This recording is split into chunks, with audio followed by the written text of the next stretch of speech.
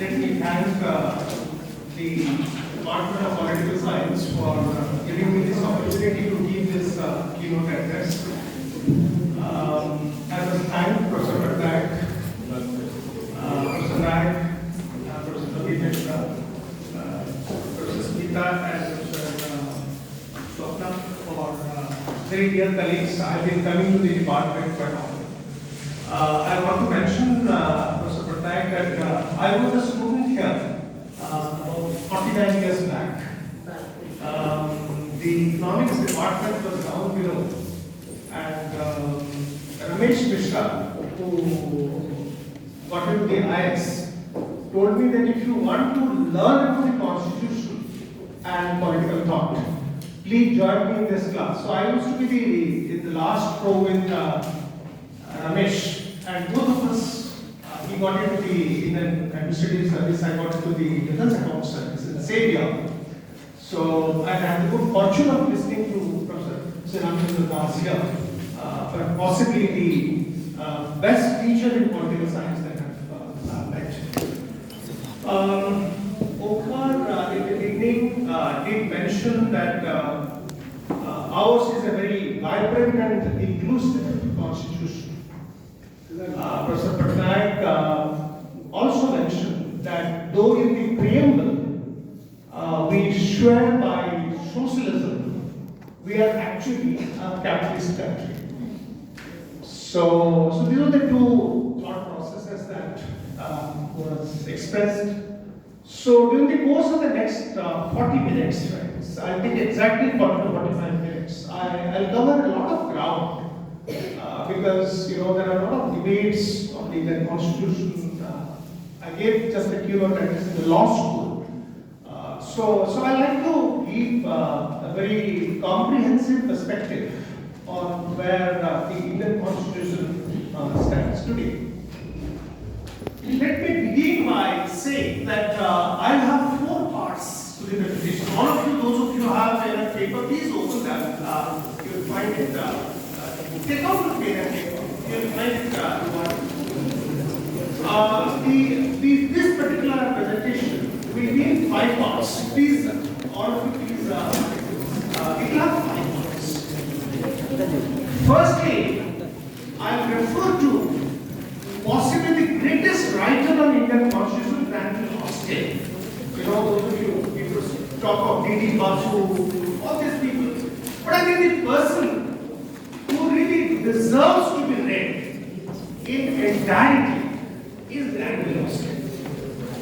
Granville Austin is the only person who got Padma Shri for writing on Indian Constitution. No Indian has got a Padma Shri on Indian Constitution. So when I joined the law school in 2012, the director told me that, sir, if you want to teach Constitution, please read Granville Austin. Granville Austin wrote 2 very wonderful books before he died in 2014. The first book was Indian Constitution, which gives you the background of making the Indian Constitution. All that went into the debates. So that's the book. The second book is on working of Indian Constitution. He reviews the period between 1950 to 1999, 49 years. It's a grand summary of 49 years, which had Nehru, which had emergency, which had Janata Party coming into power, which had India changing from socialism to capitalism.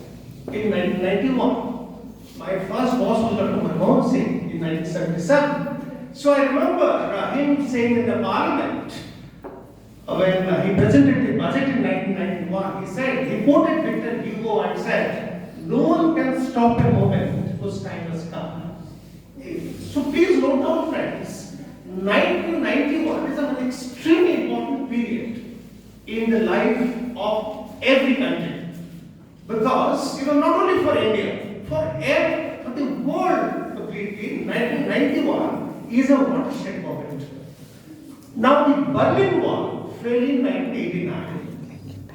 USSR got disintegrated in 1991. 1921. And then Francis Fukuyama, the Japanese professor, wrote a wonderful book, End of History. Now, what is he trying to say in 1991? What is the main import of Granville Austin? He says there is an end to ideology. No longer are we debating about the merits of capitalism or communism. We are now talking of liberal democracy. So, end of history says it's the end of ideology. He also said it's not only liberal democracy, he also said that we are going to embrace free market. So, there are two things that he talked about.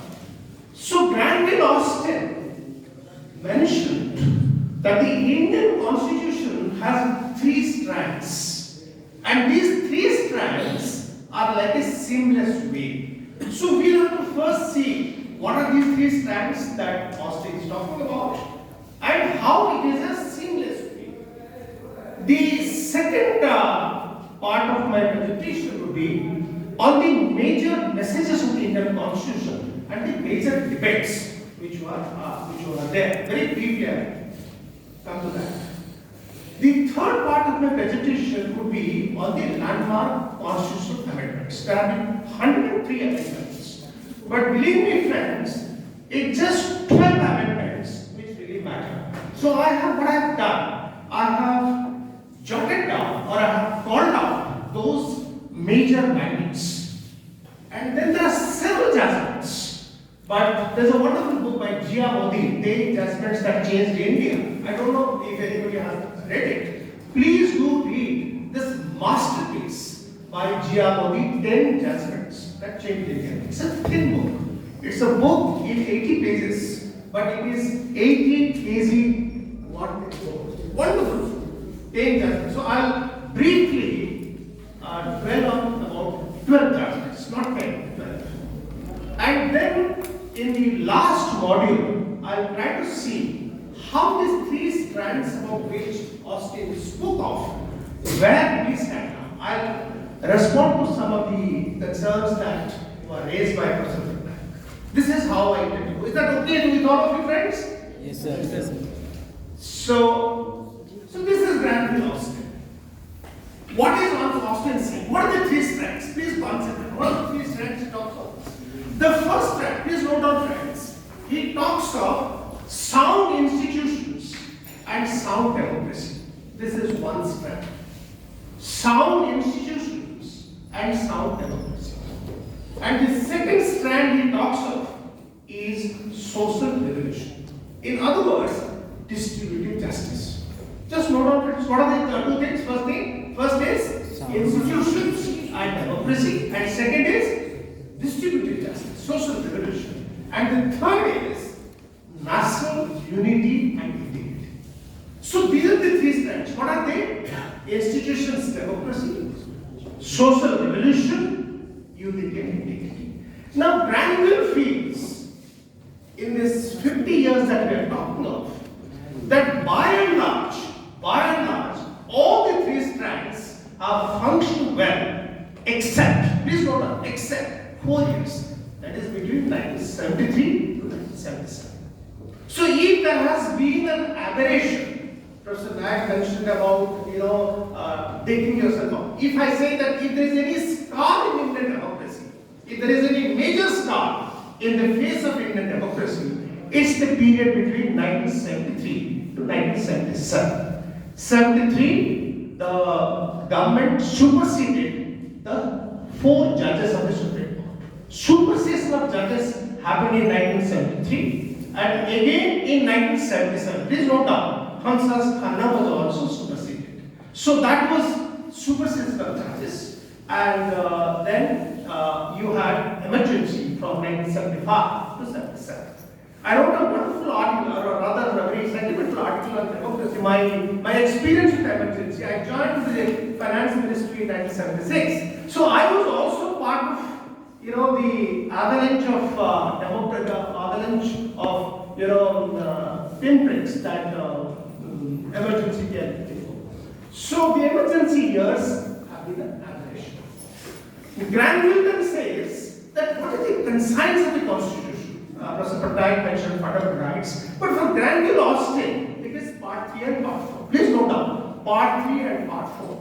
And the Supreme Court very clearly recognized in the Minerva Mills case in 1980 that they are like two wheels of a chariot. Please note, two wheels of a chariot.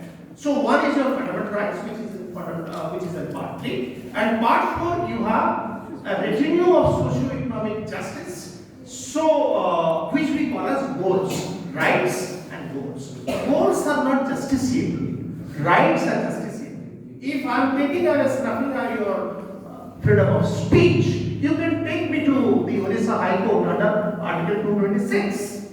But if the goal is to make India bring in universal civil code, then that's not a fundamental right. That's a goal. Are you getting my point? But for Granville, rights and goals go together.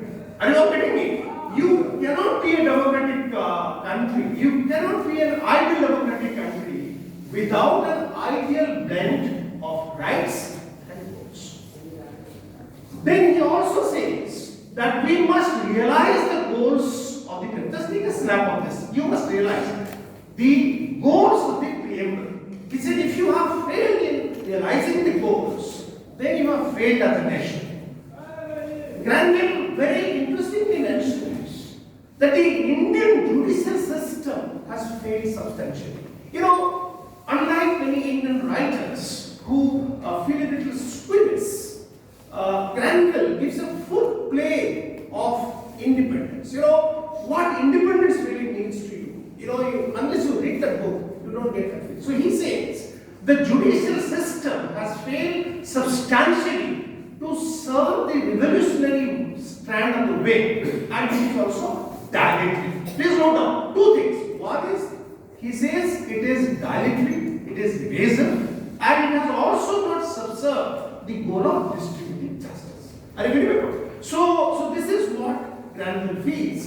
And then in a lecture in 2010 in Banaras, he also mentioned a very interesting lecture. At the end, he was not keeping well. So Granville says, can India be a big democracy so long as so many of its people are denied the promise of the paper?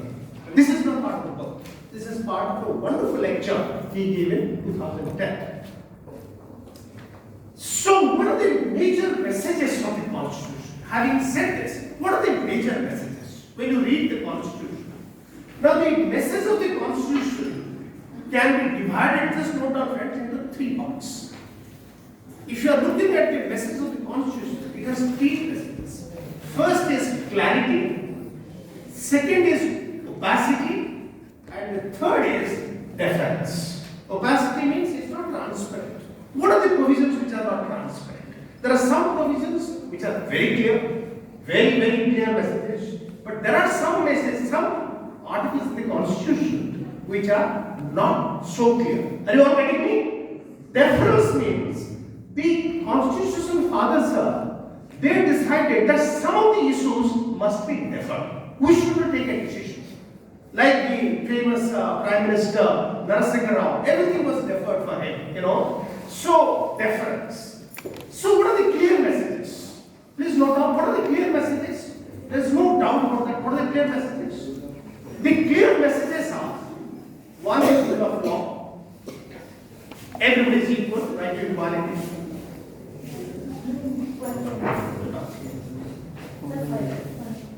So one is rule of law, please note down, everybody is equal, rule of law. Second message is right to freedom, Article 19 and 1921. Article 19 which talks of freedom and Article 21 which talks of right to life and liberty. Life, liberty and freedom. Life, liberty and freedom are like the golden triangle. That's a clear message. Then abolish untouchability, Article 17. There is no constitution in the world which talks of untouchability. But since this was a reality, Ambedkar insisted that it must be part of the Constitution. Very clear message. Then the last two message was federalism. Federalism. Now in the 1935 Act, the British government decided that the center and the state must have different powers. Clearly different powers, separation of powers. Say for instance, law and order, say supposing something happens in Utkal University, is the domain of Mr. Even if Mr. Modi wants to interfere, he cannot interfere unless I ask the parliamentary process to interfere. So that's your federalism. And the last, please all consent, the last thing was secularism. This was not part of the 49th Constitution. Now, very interestingly, there was a debate between Gandhi and Ambedkar on this. So Ambedkar said, why there should be essays about secularism? Do you think that we will become a theocratic state like Pakistan? Certainly not. So therefore, they thought that there is no necessity to mention secularism as a concept. But there was an agreement amongst all the members of the Constitution, on the Constitution, that secularism has to be part of the credo. Is it clear, friends? There was no debate on this. There was absolutely no debate on this, but they said that there is no necessity to put this. So this is all clarity. What are the opaque areas? The first opaque area was, please note down friends, separation of powers. Unlike the US Constitution, which clearly says that the President is the head of executive, the Congress is head of the legislative process, and the Supreme Court is the sovereign authority in matters of adjudicative law. Indian Constitution doesn't provide this kind of clarity. Are you all getting it? There is an opacity.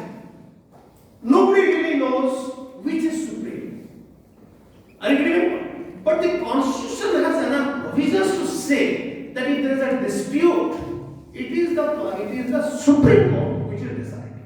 But it nowhere says that it is the head, it is the body to decide cases. Are you getting my point? So therefore there was an opacity in this. The second opacity, please note down friends, I have tried to make it as precise as possible. The second opacity was, what is the relationship between fundamental rights and directive principles? Which is supreme? Are they same? Are you all getting me? So the Constitution doesn't tell you very clearly. So again, whether rights will override goals, whether your property rights can be taken over for subserving the public interest, this remains an opaque area. Are you all getting me? So these are the two clear opaque areas. And what are the deferrals? Deferrals were basically three. Please note down. There are deferrals were three. One is UCC, Universal Civil Code, Article 1.4. That's the deferral. The second was whether Hindi should be a national language. Again, there was debate, but they thought it was basically a tu me between the North Indians and the South Indians. You know, if you travel in Patna by train and you speak in English, वो कहेंगे कि आप क्या भारत की नहीं है क्या? I was seeing a serial yesterday. So somebody tells the co-passenger when they're talking in English कि आपको हिंदी पता नहीं, वो आपका राष्ट्रभाषा है. So but they deferred making English as a national language. Please note down there was a third deferral, which was reservation. Please note down. Third deferral. I have not written it down. Reservation. So the agreement was, let there be reservation for 10 years. We will see later, to atone for past sins, all these things. But again, that was a deferral. At no point of time, no member of the Constituent Assembly said reservation should be in perpetuity. Please note down, it's very, very important. No Constitutional Assembly, not even Ambedkar said that reservation is in perpetuity. So please note, this was a temporary provision, like your Article 370, pertaining to the Kashmir. I am not getting into Kashmir because if I get into Kashmir, it will take me 4-5 hours. Is that clear? So these are the three messages. We now come to a very interesting thing, debate.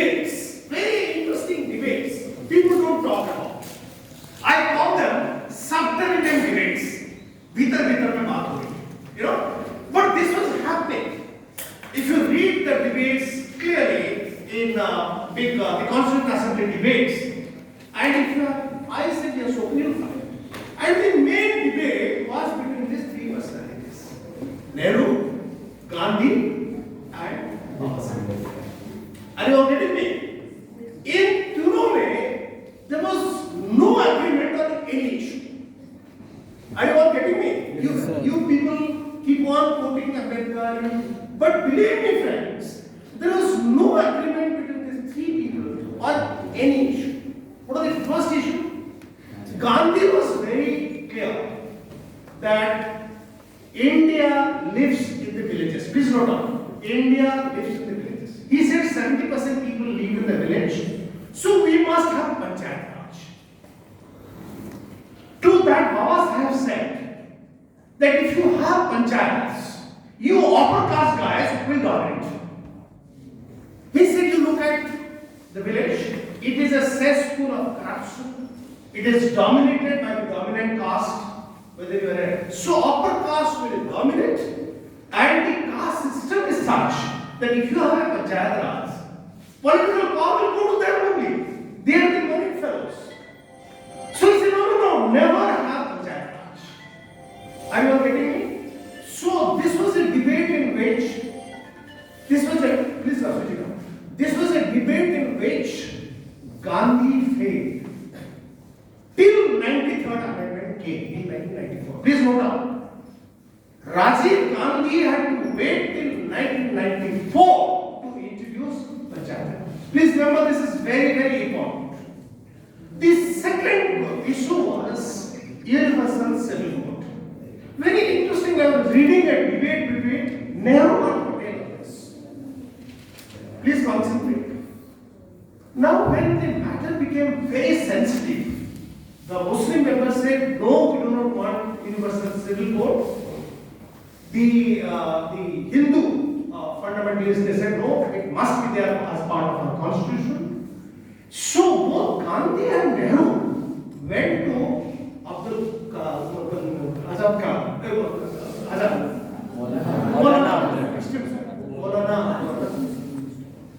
They asked Maulana, what's your view on this? So Maulana only said one line.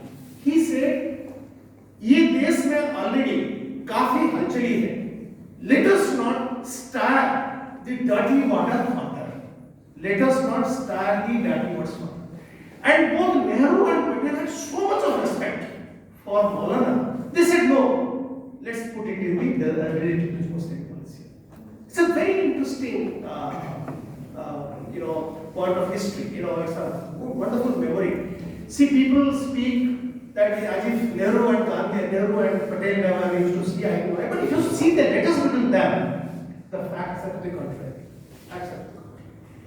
The third thing, as I mentioned, Hindi as a national language. Fourth is very important. Please keep an eye. It's very, very important. Nehru was very keen that planning should be a part of the Union list. He wanted socialism to be mentioned. Nehru wanted the word socialism to be introduced. The major opposition came from Ambedkar. Ambedkar said that no constitution should indicate its economic ideology. He said, you look at the US Constitution. It doesn't say that it's a capitalist country. So please do not get that. This was one debate in which Nehru failed. Are you all getting me? So Nehru failed this debate. So therefore, planning, please note down, planning became a concurrent subject where both state and center can take decisions. So that was one of the debate. And the final debate, very interesting debate, was between Ambedkar and Nehru. Ambedkar was very keen that India should have a presidential form. Quite clearly, he believed that a presidential form of government is more suitable for India. But Nehru did. Everybody supported him, Sardar Patel supported him. Everybody said, no. We have seen government of India Act 1935 working so well. So 1935 Act was quoted against him. But he wanted India to be presidential form of government. So have you understood the debates, separate debates? Is it interesting to all of you? Yes, sir. So we started by saying 3 strands. Then we talked of what? We talked of opacity, clarity, and deference, and then we mentioned about the debates. So now let us look at the preamble. Let's look at the preamble. What does the preamble say? Those of you who want to take snaps, there are some interesting data you will not get anywhere.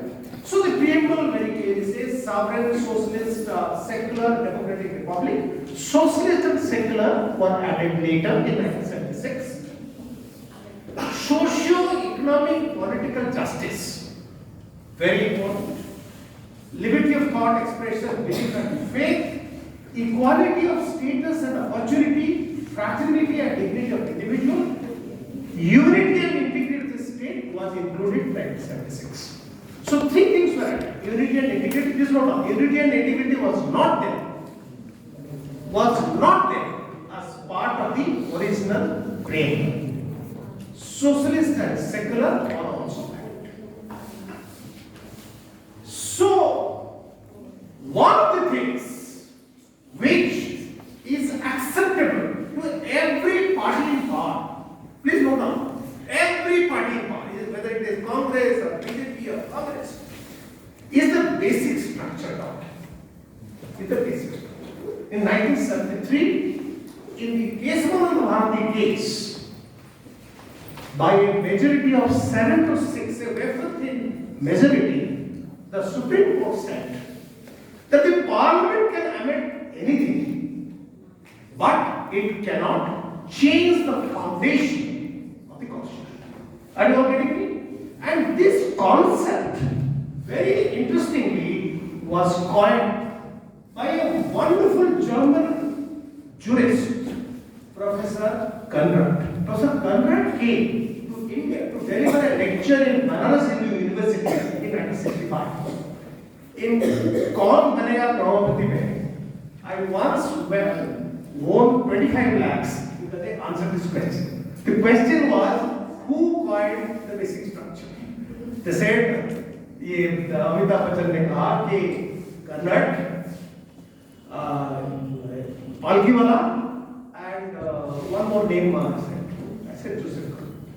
Okay, so very interesting. It was Joseph Conrad who actually coined this concept of basic structure. Now, Conrad was writing about Hitler's Germany. All the atrocities which were committed by Hitler was in a democratic manner. Are you all getting me? Yes, sir. Mussolini did all the human rights abuses, under a democratic constitution. He said, what kind of constitution is that if it cannot preserve its foundation? So that is how the basic structure is called. And the basic structure concept includes democracy, republic, secularism, federalism, separation of power, equality, parliamentary form of government. Sasi Tharoor, 3 years back, generated a discussion saying that presidential form of government would be more ideal for India. And I had a debate with him on this. I'll share it with you. And Shashi Tharoor, at the risk of argument, complimented me, saying that you have been successful in at least studying the issue. He was going like a ramrod, like Jagannath he was moving on. So I told him what are the benefits of parliamentary democracy. Parliamentary democracy is very important. Independence of the judiciary, very important. Please note down, free and independent conduct of elections. In the Supreme Court today, we are hearing a debate how the election commissioner is being selected. Are you all reading that paper? Yes, yes. So the Justice Joseph and others are seized with the problem that we still do not have a process. We still do not have a proper process as to how we are selecting a chief election commission. So selection of chief election commissioner and election commissioner is also a basic structure. Please note down, this is very important. I mentioned about planning, central planning. Do you remember? There was one debate which Nehru lost. But very interestingly, Professor Pradeep, very interestingly, I wrote an article on this. Very interestingly, the whole concept of planning came to Nehru in 1927. 1970, USSR became it. He got an invite to attend the their celebration after decades, after a decade. So when he went there, he found the progress in Russia, USSR, as a phenomenon. I remember with my boss, Dr. Kalam, when I first went in 1995, we stayed in a hotel called Hotel Ukraine, little knowing that Ukraine will have a spat with USSR. It was a 64-storied building, and we were in the top floor. So in the morning, both of us were walking down. And then, Dr. Kalam found that along the river Volga, there were 7 structures like this. They are called 7 Sisters in Moscow. So he asked somebody that how much time they have taken to build this kind of a skyscraper. They said 3 years. 3 years. The Americans still do not believe that they could construct something like this in 3 years' time. It was done between 1921 to 24. So Nehru, Kalam could not believe that it is possible to do all this. So therefore, Nehru was greatly overwhelmed by what he saw in USSR.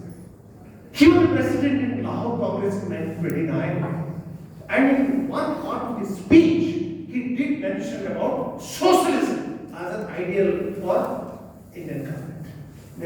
Gandhi was very around with him.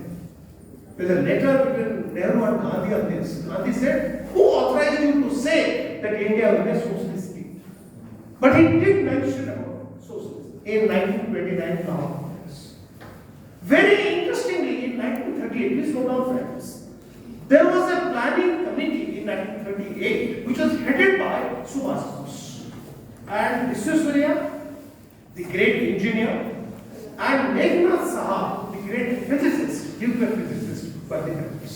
It was a combination of a brilliant politician, a brilliant physicist, and a brilliant engineer.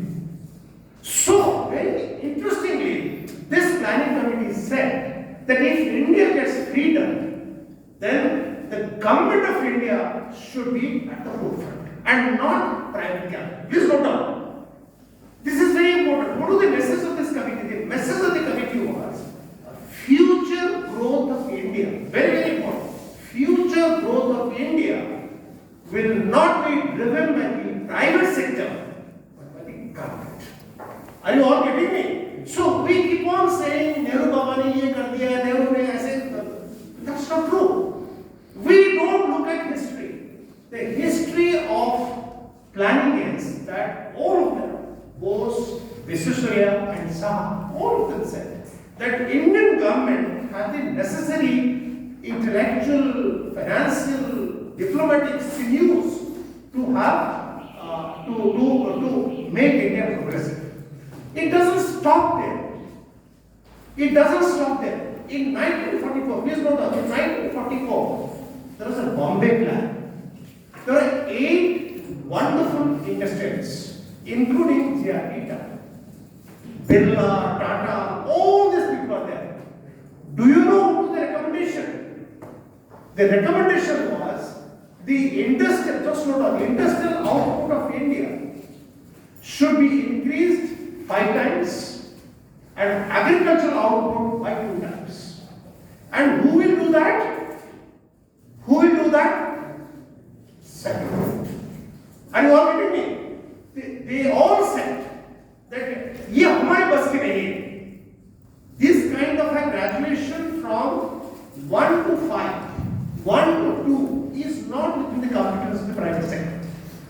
government has to be the driver. Are you all getting me?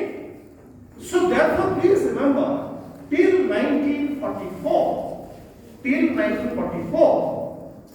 the whole philosophy of politicians, scientists, engineers, and industrialists was to keep the central government, the government of the day, as the driver of economy. Are you all getting me?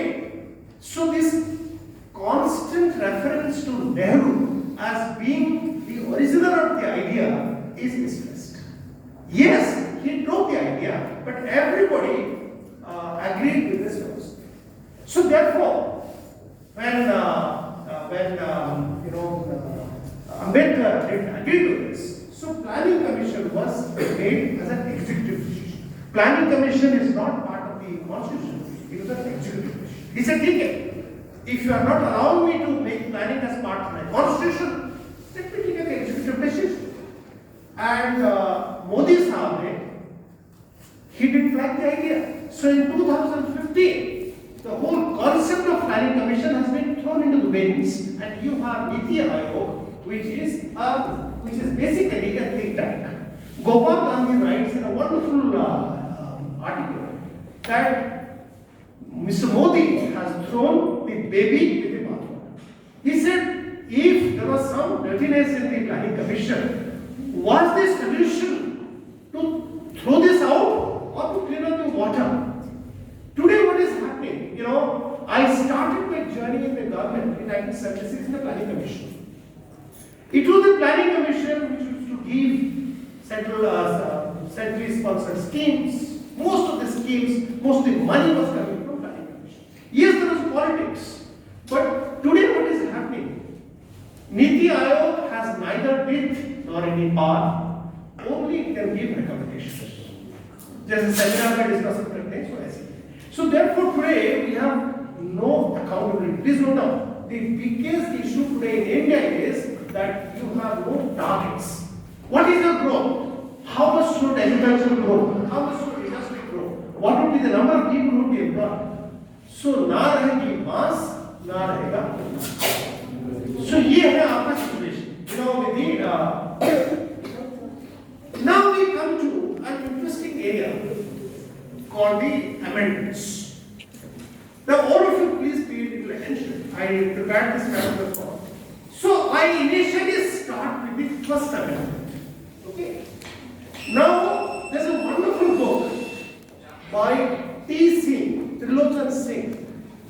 He writes 12 days. Just read this book. 12 days that shook India.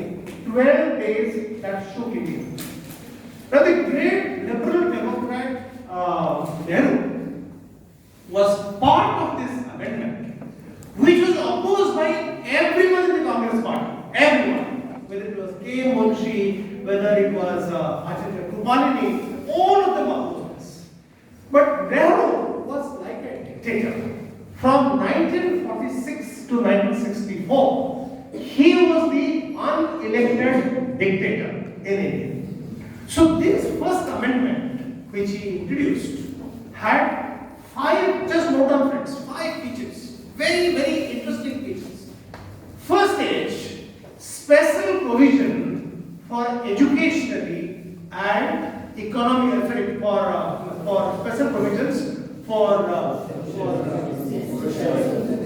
education and educationally backward classes. Socially and education, not economically. Socially and education. This is the debate. Socially and educationally backward classes. This was introduced by him in 1951. Why did he introduce this? Please note down. In 1950, in Durai Rajan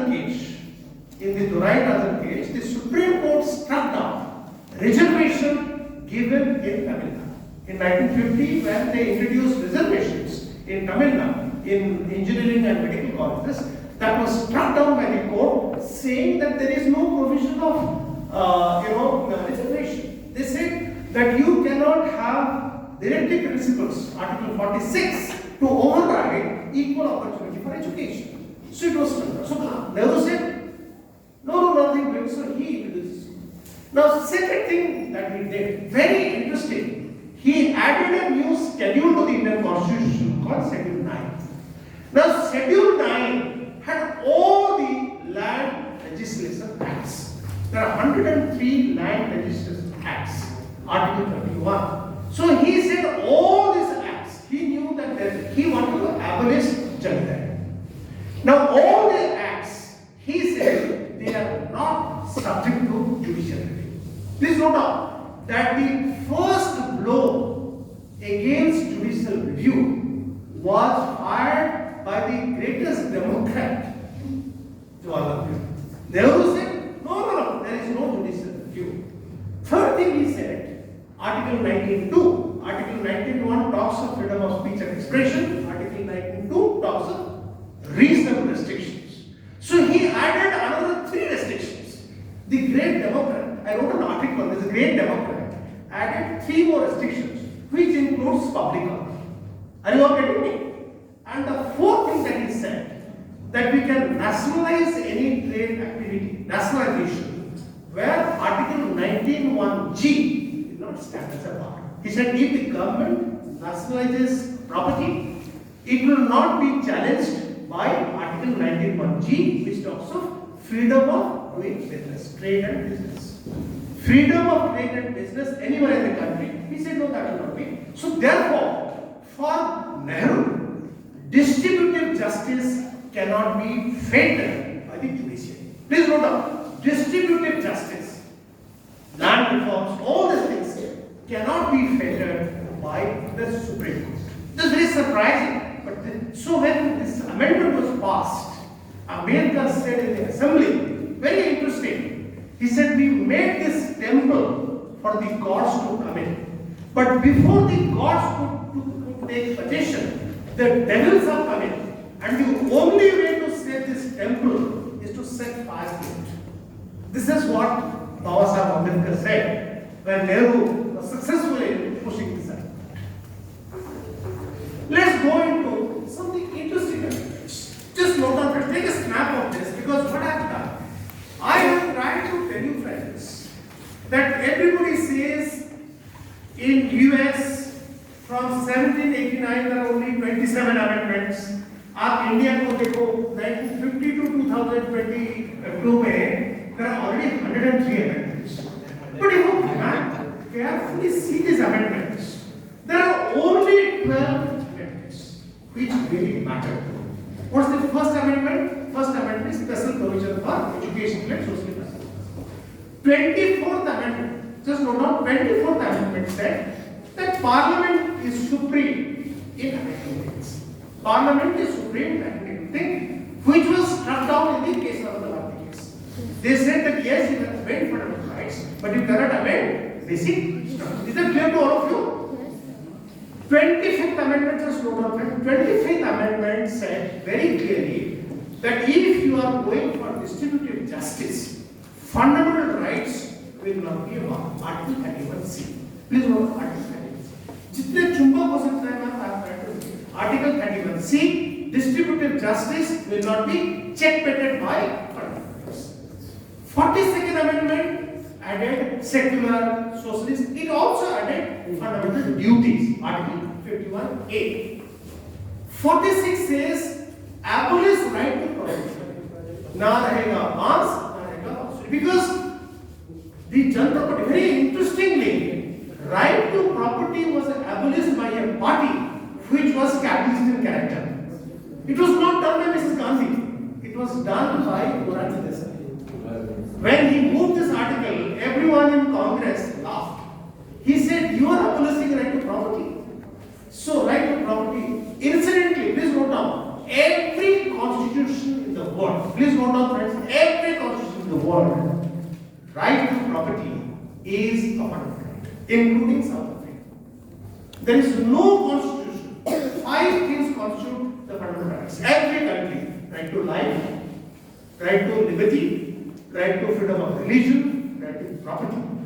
These are right to constitutional rights, approaching constitution. So India is the only country, please remember, India is the only country which is capitalist in character, but fundamental rights are not part of of the fund. Is that clear, friends? That is 46th. Then we had 52nd Amendment. Just note on that 52nd Amendment talks of anti-defection.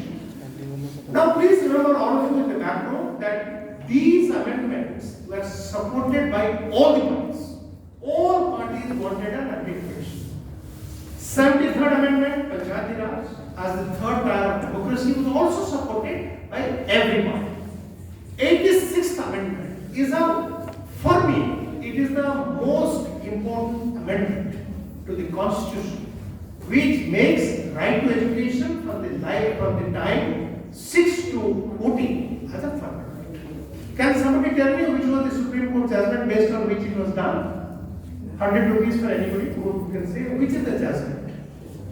Unni Krishnan, please write down Unni Krishnan versus the state of Karnataka.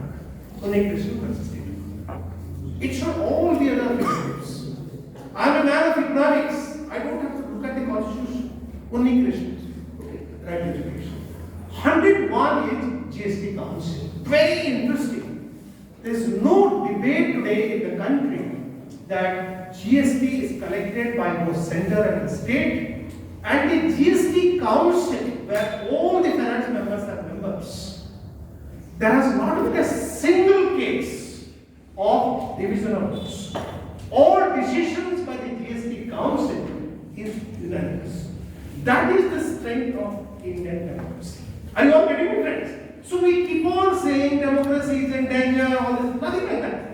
GST Council is working extremely. There is a wonderful harmony between the state and the center in finance. So if you permit me, perhaps sometime I'll come and talk to them on the center-state finance relations. So that will be interesting. Now we come to the last amendment, which is the 103rd Amendment, which is reservation of the basis of economically weaker sections. ये मोदी की जबरदस्त बात है, समझ गए? तो इन्होंने एक जनरल सिन्हो की कमेटी का रिपोर्ट था, वो धूल खा रहा था, कीड़े खा रहे थे, उसको उठा के उन्होंने निकाला. And this has been upheld today. Now please note down the last two amendments. Please note down this, very very important. Two amendments have been started. One is the 39th Amendment. Please note down 39th Amendment, where the Mrs. Gandhi wanted to make any election dispute against the Prime Minister beyond judicial review. Article 329A. She introduced a new clause saying that that President, Vice President and the Prime Minister, any election dispute will not be subject to judicial review. So the court said, what nonsense is this? You remember when I talked of clarity, I talked of rule of law. Remember? Rule of law. They said, whether you are a Prime Minister or a MP, election disputes would be decided by the Supreme Court. So therefore, but the most unfortunate Supreme Court decision has been, please note down, the 99th Amendment, which is about the National Judicial Appointments Committee. We'll come to this a little bit because I'll spend some time, because the selection process of the judges is extremely important. If it is done in a hush manner, in an arbitrary manner, in a big manner, then the confidence of people on the judicial dispensation would be very important. So is it clear to all of you? So these are the 12 amendments, 2 amendments. We come to the 11 landmark decisions. Is it interesting to all of you? अच्छा लग रहा है ना नहीं तुमको? एक ही में सारा आपको पूरा खाना दे रहा हूँ पूरा. रसगुल्ला, गुलाब जामुन सब एक साथ दे रहे हैं. कुछ पढ़ने की जरूरत नहीं. So now let us see what are the 11 landmark decisions. Please note down the first decision is a case for the judgment, that is basic structure. The second very important judgment matter for me, the greatest judgment given by the Supreme Court is ADM versus ADM Jabalpur versus Sivagata Sukha. 1977, this in my mind is the most important judgment that has been delivered by the Supreme Court. What was the case? Let's see what was the case. The case was very simple. Just take a snap of this, right? It's a very wonderful case. The very emergency was there. Emergency was there. So during emergency, please note on Article 352, you have no fundamental rights. You cannot move to the court. All your fundamental rights remain suspended during emergency. So when SS Shukla, Sevan Shukla, was lifted from his house, his wife called the Jabalpur. Jabalpur High Court said, how can you do an arbitrary detention? How can you take out somebody without showing any justification? So the Jabalpur High Court struck down. So the case came to the Supreme Court. And it was a 5-bench judge. 4 judges said, now if during emergency it says that right to life, right to liberty, right to all this are suspended, so be it. He said, this is fine. All the judges said there is no protection against arbitrary detention. So very interestingly, ma'am, during the discussion, Justice Hassan's Khana asked Niran Dey, who expired very recently, the Attorney General. He said, Niran, supposing today your son is arrested in Delhi, will you be very helpless and say, what can I do? There is an emergency. So Niran Dey had famously said, my lord, that is the case. That is the case. So everybody says that this is the blackest period in the history of judiciary. Okay, and this is the time when Hansas Khanna said, just note down friends, 2 things. It is considered the greatest judgment because he said 2 things. One is he said there is right to life beyond Article 21. He said, how can a constitution give me right to life? Life is given by the God. I don't have to be told by the Constitution. He said, you read Magna Carta. Even a slave has a right to life. You cannot arbitrarily arrest even a slave. Magna Carta. So he said, how are we drawing inspiration from Article 22? And then he said, detention without trial is an anathema to those who love personal liberty. Please write down this. Detention without trial is an anathema to all those who love personal liberty. So when he gave this judgment, he was the senior-most Supreme Court judge. He knew that his dissent will have no value. But he quoted a wonderful Chief Justice of US Supreme Court. I'll read it out.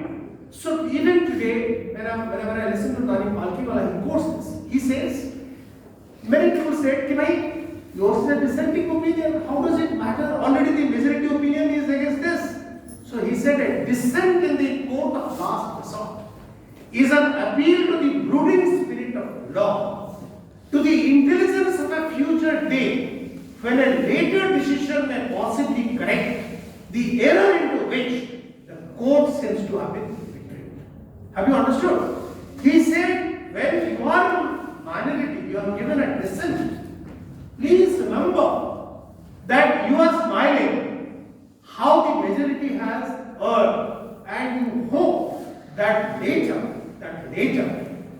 a fresh decision will be taken which will change the majority decision. And this is precisely what has happened. Please note down in the Puttaswamy case. Please note down, in 2017, in the Puttaswamy case, a full bench of the Supreme Court, 13 judges said that the majority judgment in ADM Jabalpur must be consigned to the flames. These are the words. And these words are issued by the present Chief Justice, D.Y. Chandrachud, against his father. I wrote an article saying a case where the son disagreed with the father. This is what he said, that my father, by giving this judgment, had done a wrong thing. Many people ask Bhagavati, Justice Chandrachud later on, that why do you give a decision like this? So they said, no, we did a incorrect decision. When Austin was asked, that how did judges give this judgment? You know what he said? Please note down. He said, the judges were so afraid. They were so afraid. They said that we will be hung unless we differ from each other.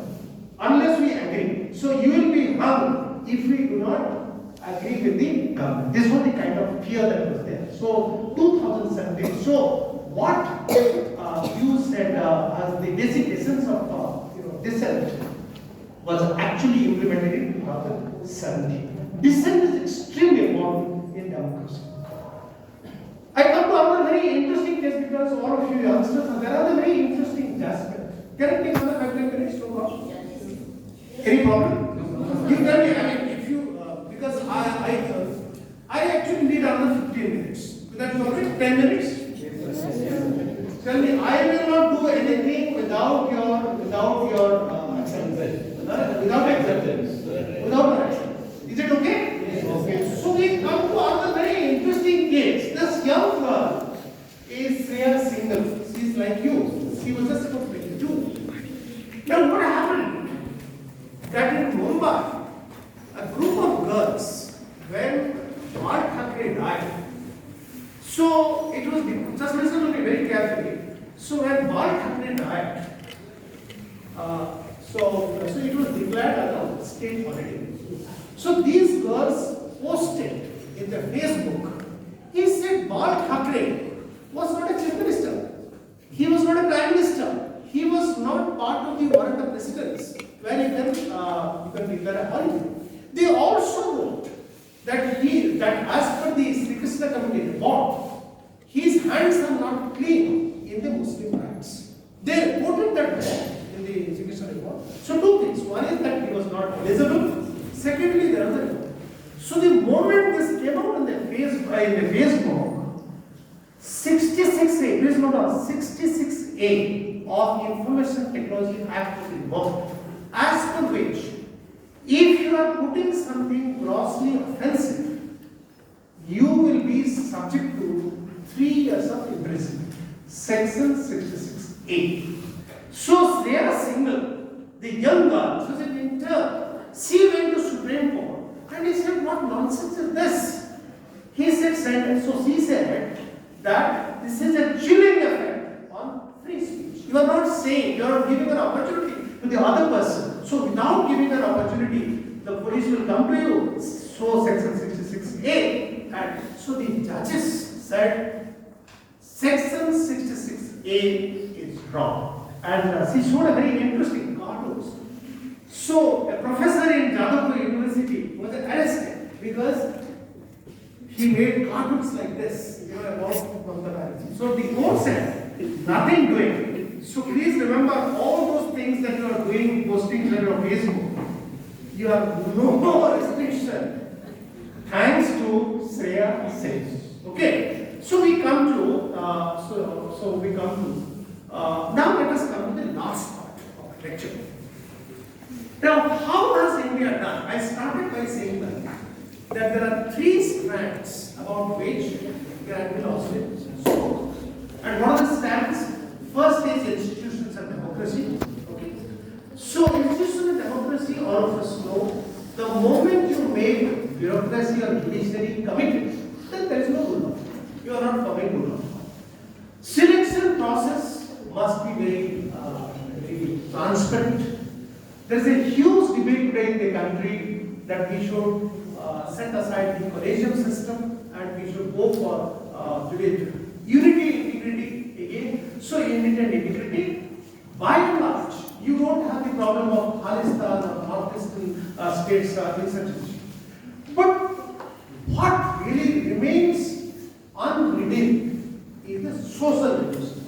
Just note down, in the third strand, which talks of social revolution, we haven't really done well. What are these strands?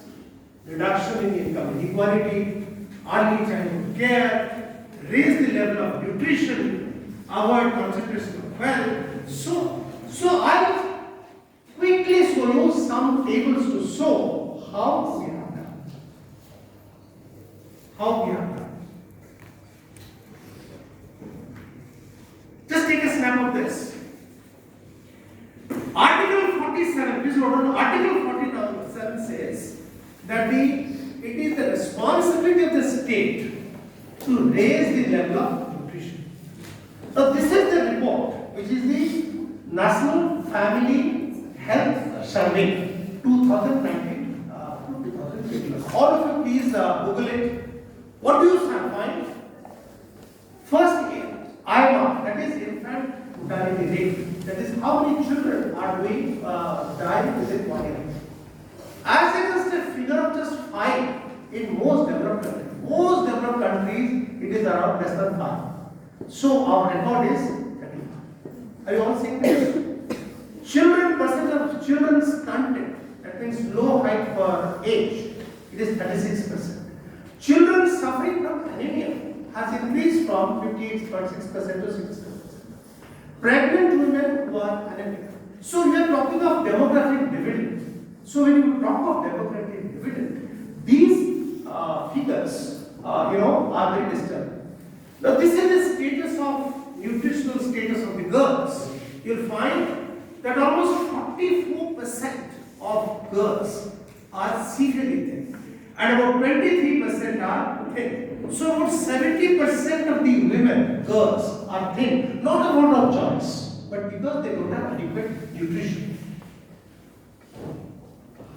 Rampant rural districts, 70% are there. Now you can see here, landless are about 38%. So now this is how we have done in terms of Millennium Development Goals. Particularly, our main deficiency is in reduction of infant mortality and maternal mortality. Now let us take another 5 minutes and finish this off. How have we done after we have become a free market society? Take a snap of this. The very important I made this table for all of you. How have you done as a country? Agriculture share, take a snap of this. Agriculture share has come down from 38% to 70%. The despair in the agricultural sector, the farmer suicide rate is large progress. Industry has remained stagnant. Can you see that? This sector where we have done well is the services. Are you getting my point? Marketing, IT, all this, hotels. Foreign direct investment, we have also improved. Public sector investment has come down, private sector investment. But in growth, please note down, every growth parameter, we have almost doubled. Please take a snap of this. But we have done very well. Just take a snap of this. I made a presentation recently in the Indian Institute of Public Administration on this. See GDP. How much was it earlier, friends? 3.5. How much is it now? Average 7%. Savings was around 16%. Now it is around 31%. Export has also doubled. So whether it is GDP, whether it is saving or exports, but look at the situation in terms of infant mortality rate, maternal mortality rate, mean years of schooling. Just note down, mean years of schooling has increased from how much? 3.5 to 5. So therefore very little improvement, and particularly in malnutrition, the record is extremely. So therefore the point which I am trying to mention is, the point I am trying to drive home is that there is a dissonance between growth and development. That's the point which I am trying to make. So the constitutional expectation of reducing malnutrition, improving the standard of life is just not happening. I come to just take a snap of this. A very interesting Article 38(2). Please note on Article 38(2) says that the state should try to reduce. Please don't talk about yourself. Article 38(2) says that the state should try to minimize income inequality. What is happening? This is the top 10%, friends. What do they say in 1950? What do they say on top 10? It It was around 52%. How much is share now? Almost 67%. What about the bottom 50? How much was the share? 15%. How much is share now? 12. So what is happening? That the rich have become richer and the poor has become poorer. So the income inequality. Do you like this now? Are you all getting a hand of the whole thing? This is part of the world inequality. So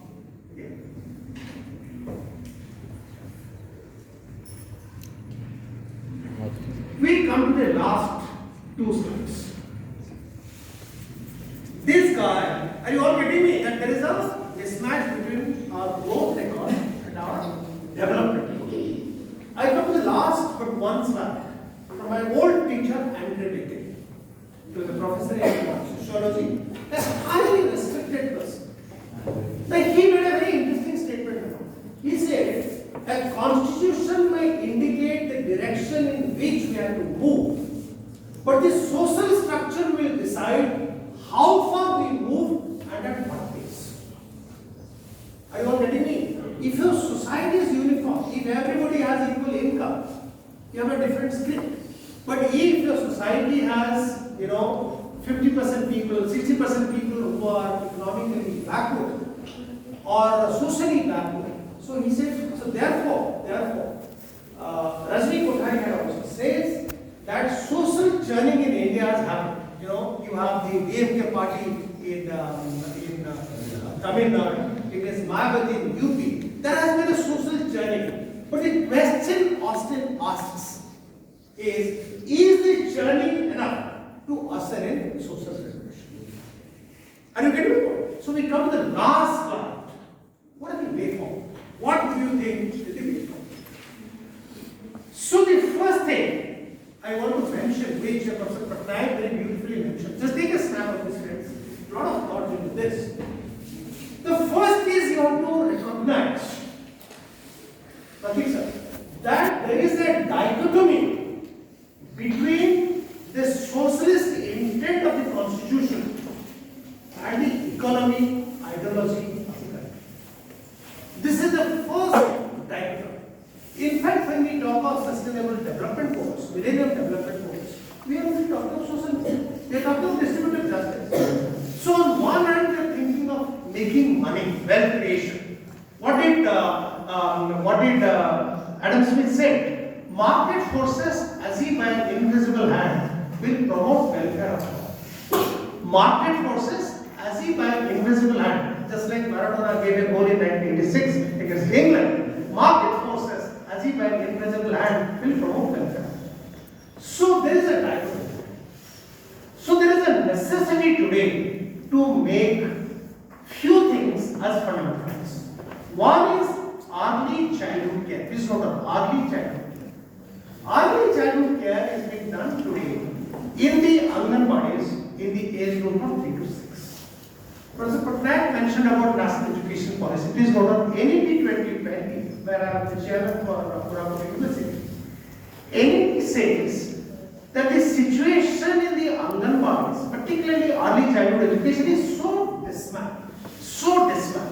He said, please, for heaven's sake, look at this. 7 crore children. Please note down, friends, 7 crore children. Alright? Regularly, 7 crore children are part of this Anganwadi who are doing early childhood education. So they said, please make it affordable, right? Please provide early childhood education. We can make it affordable. Just note down another point, very important. Experience of India has been, unless you make something a right, it doesn't happen. Are you getting me? So unless you make something as a fundamental, like education Article 21A, this kind of a situation has happened in early childhood education because it is a goal. Are you all getting me? Yes. Right? Then the other thing I say, healthcare and housing. Because Patnaik mentioned that we have the best constitution. No, the best constitution is that of South Africa. Please note down, South Africa. Just have a look at the constitution after that Mandela took over in 1996. Possibly the best features are there. stipulated there, right to housing and right to health. So apart from education, in South Africa, when Dr. Kalam and I had the good fortune of meeting Nelson Mandela in 1998, it was one of the most wonderful moments of their life. So he just said, Kalam asked him that any change that you want in a country, he said, why don't you make health and housing a part of the life? And a great point. So therefore it makes a lot of sense unless you go around and see these slums in Bombay or slums in Bhubaneswar. Then only you understand what happened. That should be made of. Greater public investment in miracles. Please note down. Greater investment in miracles. What is a miracle? A good that gives greater benefit to the society than what we spend on. Please note down. Say, supposing we are talking of primary education. Primary education. I'll just take 2 minutes more. I'll just take 2 minutes. So primary education is a merit code. Higher education is not a merit code. Supposing you are doing PhD, the benefit will come to you. You become a lecturer, you become a leader. But in a merit code, this is what Musgrave mentioned. Musgrave is considered to be the greatest author in public finance. So he said, if we invest in good primary education, the society will benefit. Supposing you provide good clean drinking water, this money that you are spending is not benefiting only those people, it will benefit the society. Are you understanding? Merit code is one that benefits the society more. So therefore, Musgrave, when I was working under Dr. Pranav Mukherjee, I used to find Musgrave's book on public finance. So I told him, sir, you read this. He said, if you have not read Musgrave, you cannot make a budget. Are you all getting me? Great minds, So greater public investment in merit codes, education, health, sanitation, technology. Technology is another, which is a merit code. The last 3 things I want to mention is the judiciary today is the lamppost of hope for everything. But the selection process today is so opaque. वो 5 लोग बैठ के जो है ना अपना भाई बरादरी में घुसा करते हैं. So I think it is, you may not like Kiran Virtue, but he has sparked the right bit that this national judicial this will be. The other thing I want to mention is institutions have to be very independent because that's the life bit of democracy. Farid Zakaria, I don't know how many of you have read Farid Zakaria. He made a very interesting statement. He said, independent institutions, listen to me carefully, independent institutions have contributed more to democracy than elected representatives. Just side note, independent institutions have contributed more to democracy than elected representatives. His study of about 60-70 countries shows that by and large, the contribution of judiciary, contribution of election commission, contribution of CND has been far better in fostering a robust democracy than the legislative members themselves. So it's very important. The other thing I want to share is that today in India we are talking of homogenization. We are talking of cultural homogenization. That every culture, so there is a difference, please note down, there is a difference between economic homogenization and cultural homogenization. There is a difference between what? Economic homogenization, like GST, one person, one transfer, one person, one ration card. These are very, very welcome initiatives. Are you all getting me? That will foster economic unity. But if you are looking at cultural homogenization, you want the Muslims to do the way Hindus do, Parsis do what the Hindus do. That is going to be very, very different. So therefore, I believe that the fault doesn't lie with our constitution. The 3 strands. So I end by saying that the fault is not the constitution. The three strands that I talk of, institutions, democracy, social regulation, unity and integrity, there is nothing wrong with these three institutions. What is really important is whether there is a political will to oscillate greater distributive justice. Are you all getting me? So therefore, when we talk of social regulation, are we promoting distributive justice? This is the basic question. Thank you very much.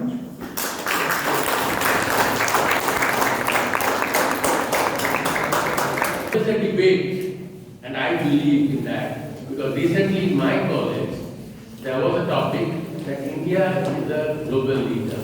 But I reversed it, debating India as a global leader, because we cannot come to conclusions. There is no conclusions, no full stop, because we move on. So, after hearing Sir, it was just like unfolding history. We have heard Professor Sriram Das, but today I think one of the best ever.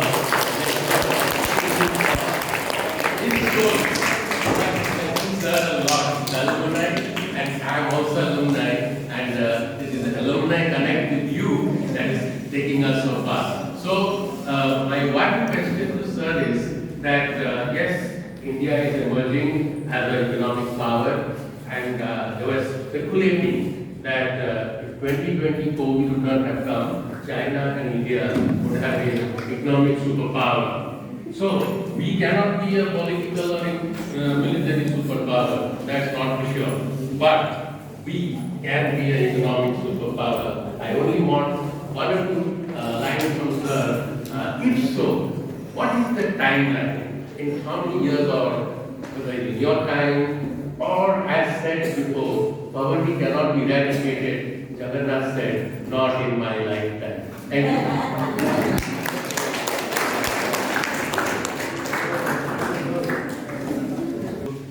What the government or what the judiciary can do that it will strengthen the judiciary also?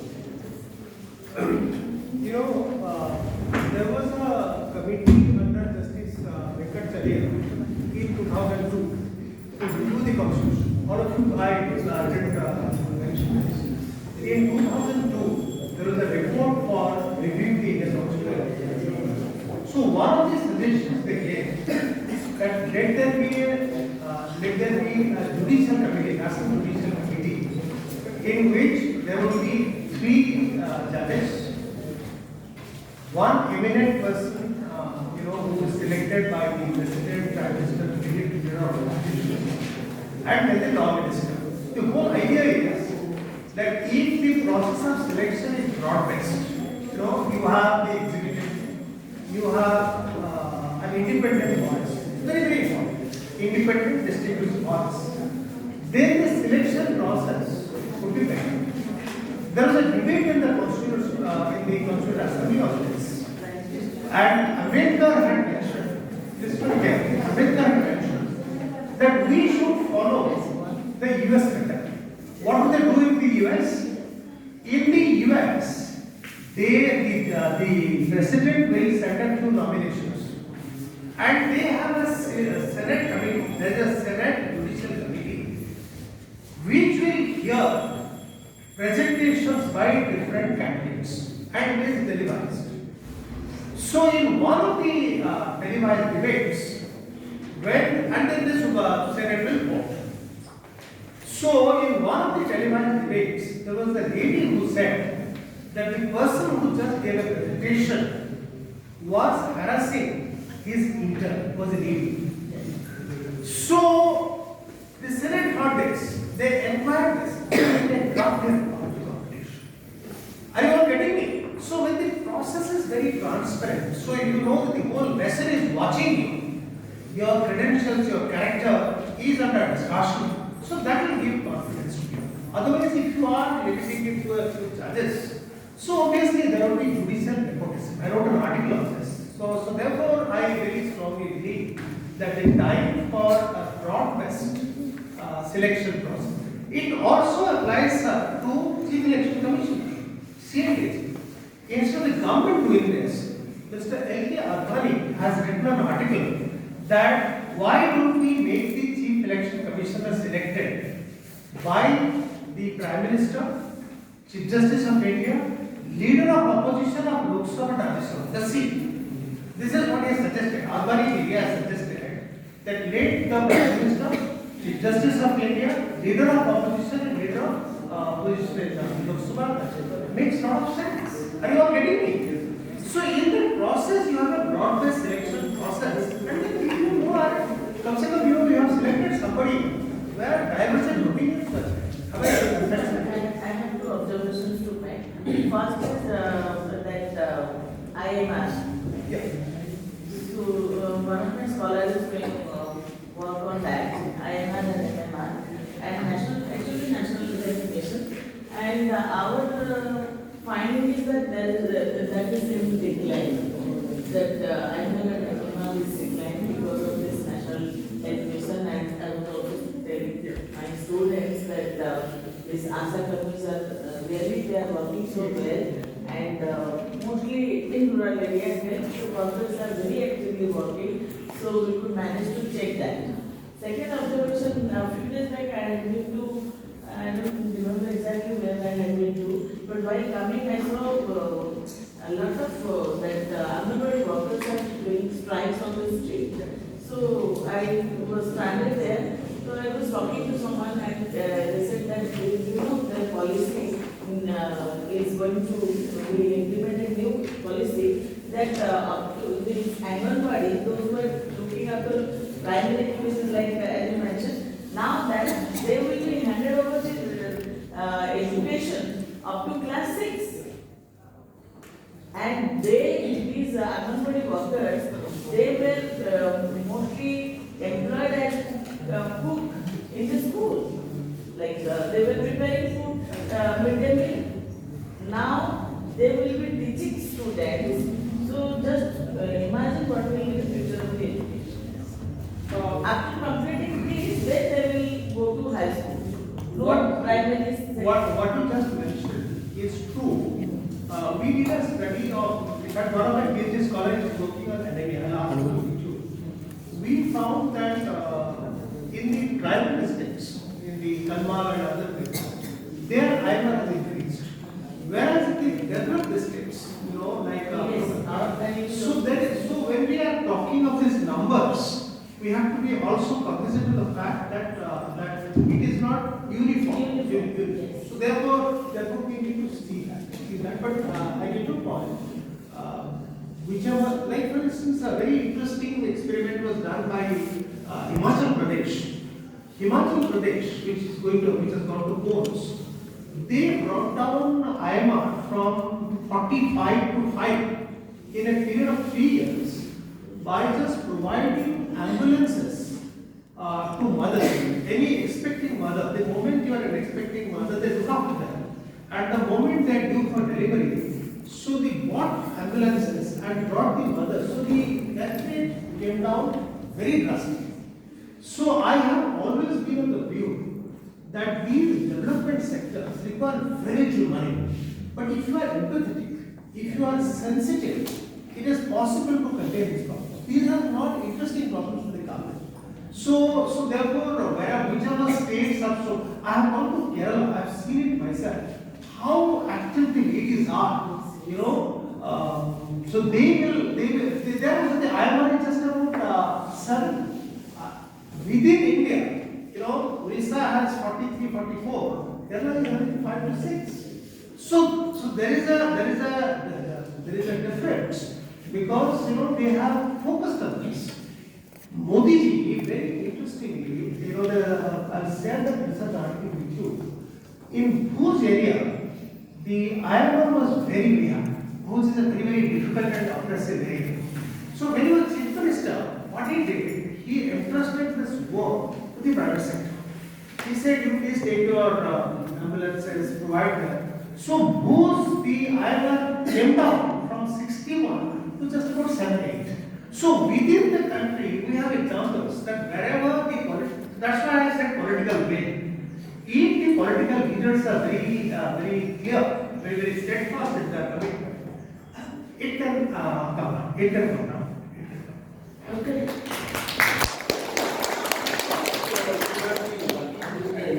We have political science, the political will. You people will do all the decision maker. Wherever it was. So now, Prime Minister, go and announce the.